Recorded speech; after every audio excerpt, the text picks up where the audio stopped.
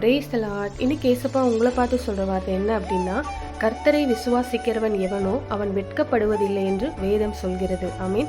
கர்த்தராகிய இயேசு கிறிஸ்துவை விசுவாசிக்கிற நீங்கள் வெட்கப்படுவதில்லை. ஆமீன்.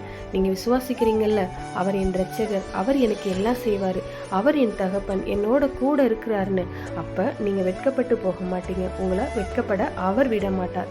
எந்த சூழ்நிலையா இருந்தாலும் சரி, நீங்க வெட்கப்பட்டு போக அவர் விட மாட்டார். அதனால எதை நினைச்சுமே பயப்படாதீங்க, கவலையும் படாதீங்க.